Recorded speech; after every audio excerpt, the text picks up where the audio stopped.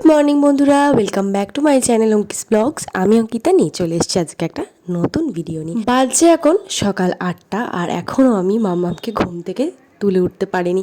আমার হাজব্যান্ড অনেকক্ষণ আগে উঠে গেছে, আমিও অনেকক্ষণ আগে উঠে গেছি, কিন্তু ম্যাডাম এখনও পর্যন্ত ঘুমাচ্ছেন। তো এখানে আমি কি করি বলুন তো, ও যতক্ষণ না নিজে থেকে উঠছে, সে দুপুরবেলা হোক বা রাত্রিবেলা, আমি ওকে একদমই তুলি না। আর এখানে আমি মাম্মামকে ছেড়ে যেতে পারবো না কোথাও, কারণ হচ্ছে ও যদি ঘুম থেকে উঠে পড়ে তাহলে খাট থেকে পড়ে যেতে পারে বা খাট থেকে নামার চেষ্টা করতে পারে। এই ভয়তে ওকে ছেড়ে কোথাও যেতে পারি না। ও যতক্ষণ না উঠছে তবেই যাব।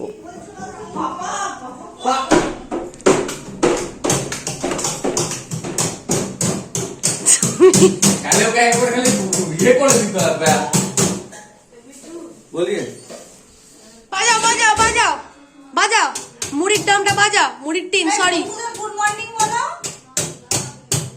মামা। ও গুড মর্নিং, ওর ঘুমিয়ে ঘুমিয়ে গুড মর্নিং হয়ে গেছে আজকে।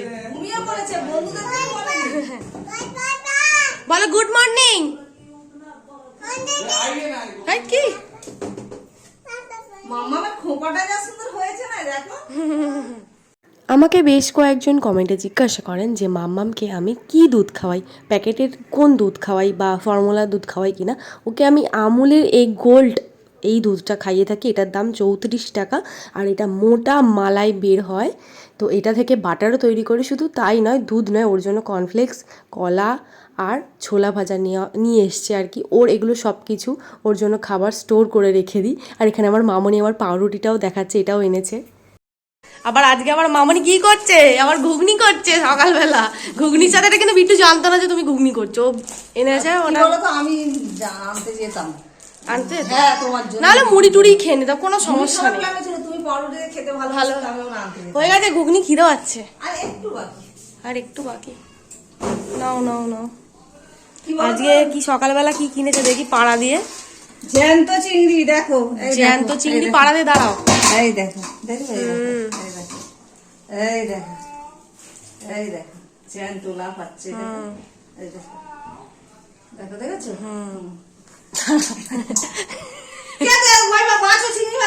সরে যাও দিনি, আমার খাওয়ার দরকার নেই। সেখানে গিয়ে বলছে ম্যাও, হ্যাঁ সে ওইখান থেকে মেয়াও মেয়াও করছে। ওর পাপার কাছে, দাদার কাছে।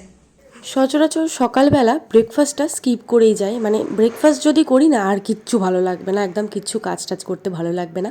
তো এদিকে ঘুগনি আর পাউরুটি খাচ্ছি, আর এদিকে দেখুন বন্ধুরা আমার মেয়ে কীরকম করে গান শুনছে, জাস্ট দুলছে। ওর ভালো লাগছে বেশ, মানে গানটা শুনতে, আর আমারও ভিডিওটা করতে ভালো লাগছে। সবাই দিকে হাসছি আমি। ওর এইসব জিনিসগুলোই ক্যামেরাবন্দি করে রাখা হয় যাতে ও বড় হয়ে এগুলো দেখতে পায় আর এগুলো মজা করে সবাইকে দেখাতেও পারে।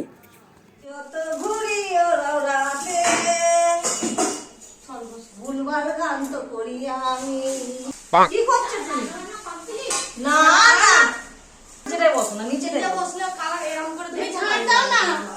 হ্যাঁ ঝাঁট দাও, ঝাঁটা দিয়ে এখানেই বসতে হবে। তোমার মেয়ের জন্য তো খুলে দিলে এক্ষুনি এসে ওইটাই করবে, দেখো। প্রত্যেক মাসে আমার এটা একদম ধরাবাঁধা রুটিন থাকে, মামনির হেয়ারটা কালার করে দেওয়া। আমার মতন কে কে আছেন যে শাশুড়ির হেয়ার কালার করে দেন, অবশ্যই কিন্তু কমেন্টে জানাবেন। নিচের সমস্ত কাজ হয়ে গেছে আর এখানে এসছি আমাদের ঘরেতে খাটের তলায় কম্বলগুলো তুলবো বলে, কারণ এটা বেশ কয়েকদিন তুলবো করে একটা জায়গায় জড়ো হয়ে আছে, ভীষণই অস্বস্তি হচ্ছে। আর মামামকে দিয়ে এসছি ওর বাবার কাছে, মামনি রান্নাঘরে ব্যস্ত, সেই জন্য এই টাইমটা একটু ফাঁকা আছে, এই টাইমটাই বেছে নিয়েছি এইসব কাজগুলো করার জন্য। আর বক্স খাটের সুবিধা হচ্ছে এইটাই যে খাটের তলায় কিন্তু অনেক কিছু জিনিস এরকমভাবে স্টোর করে রাখা যায়।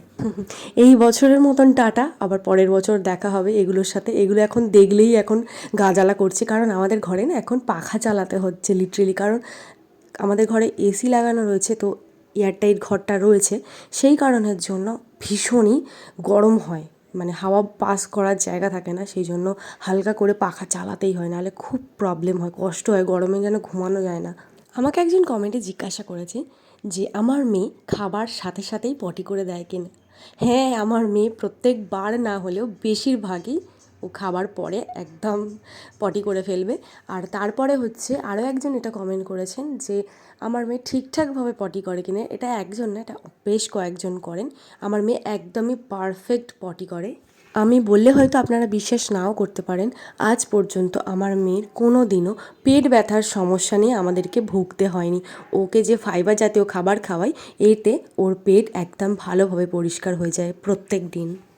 আজকে মামনি একটা স্পেশাল খাবার রেডি করছে আর কি লাঞ্চে। এটা আমার হাজব্যান্ডের ভীষণই ফেভারিট। তো মুসুর ডালের বড়া করছে, তাও আবার আজকে যে জ্যান্ত চিংড়ি দেখিয়েছিলাম না, ওই চিংড়ি কিন্তু একদম পেস্ট করে বড়ার সাথে দিয়ে দিয়েছে, ডালের সাথে। এটাতে আরও দ্বিগুণ টেস্ট হয় আর অসাধারণ খেতে লাগে। এই মুসুর ডালের বড়া আর হচ্ছে পাতলা করে মুসুর ডাল, এই দুটো জিনিস হয়ে গেলে না ভাত একদম পুরো কমপ্লিট হয়ে যাবে খাওয়া, আর কিচ্ছু লাগবে না। ঈশা লাইফস্টাইল, তুমি আমাকে কমেন্টে বলেছো যে কর্নফ্লেক্স খাওয়ানো বাচ্চাদের হেলদি কিনা। তো দেখো, কর্নফ্লেক্স একদম যদি প্রত্যেক দিন খাও, এটা কিন্তু একদমই হেলদি নয়। মাঝে সাঝে তুমি যদি হাতে সময় না থাকে, চটপট কোথাও যাওয়ার আছে বা কিছু করার আছে, তাহলে ওকে একবার দুবার খাওয়াতে পারো। সপ্তাহে 3 থেকে 4 বারের বেশি দিও না, কারণ কর্নফ্লেক্সটাতেও অ্যাডেড সুগার রয়েছে। মা এই ঝোলটা ভালো টেস্ট করেছে, বুঝছো? এটা কিরম বলো তো, বড়া দিয়ে দিয়েছে, জ্যান্ত চিংড়ি ঝোল। ঝোলটা আমার টেস্ট ভালো লাগছে। চিংড়ি মাছটা জ্যান্ত ছিল। হ্যাঁ, আর মিষ্টি মিষ্টি না, বাপিও বলছিল টেস্ট। শিম ভাজা, নিম দিয়ে শিম দিয়ে নিম পাতা, মাছের ঝোল আর এই বড়া ভাজা, সিম্পল খাওয়া দাওয়া। গরমকাল করছে আর ঝোল শুধু। সিরিয়াসলি, মাছের ঝোল, মাংসের পাতলা ঝোল, সব। মাংস গ্রিন চিলি করবে, কাঁচা লঙ্কা, ধনে পাতা। গরমকালে পেট ছাড়বে। না না, গরমকালে কাঁচা লঙ্কা রিচ নয় ওটা। তার সব থেকে ভালো স্টু করলেই ভালো। ভাত বাড়া হয়ে গেছে, শুধু ভাত দিয়ে খাবে না, কিন্তু ভাত দিয়ে খেতে না। আমি একটা রেসিপি দেখেছি, তোমায় বলে দেবো। ঠিক আছে। হ্যাঁ, মশারি খাটাবে। দেখো না, টানাটানি করছে মশারি নিয়ে। কি করছে, কি হবে, কি করতে হবে? মশারি বলে খাটাও হয়ে যাও। ও বাবা, দেখছো? ম্যাডামের তো ডিমান্ড প্রচুর। মশারি হ্যাঁ, মোচুর। আরে জামাটা থাক বাবা রে, সব দেবে। এসো। আমাকে একজন কমেন্টে জিজ্ঞাসা করেছিলেন, নামটা আমার ঠিক মনে পড়ছে না, যে এই যে সেরেল্যাকটা বানাচ্ছি, এই সেরেল্যাকটা রান্না করতে হবে না এমনি জলে গুলে খাওয়াতে হবে। এই যে দেখো, একটা জিনিস দেখাচ্ছি আমি, যে এখানে মাখানা, চিড়ে, ওটস, বাদাম, এইসব জিনিসগুলো দিয়েছি। এগুলো আমি কিন্তু বেশ 5 থেকে 7-8 মিনিট ধরে মিডিয়াম ফ্লেমেতে আমি ড্রাই রোস্ট করেছি। এই দেখো, মাখানাটাকে আমি একটু প্রেস করে দেখছি, কিন্তু এটা একদম নরম, মরমরে চচ্চড়ে করে, একদম ক্রাঞ্চি কিন্তু হয়নি।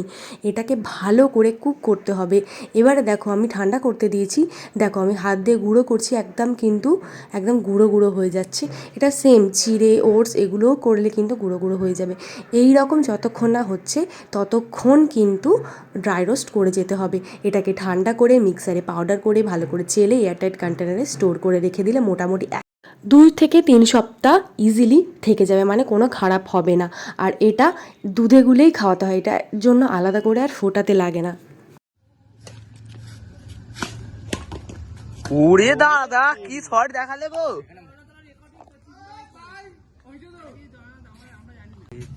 ফাইট,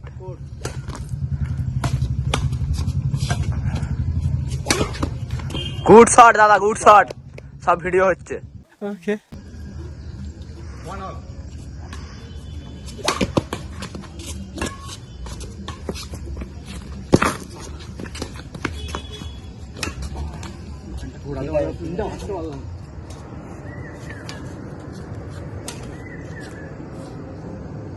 সব ভিডিও বানা, সব পিজ্জা মজাটা পরে না রে, ফুল করবি।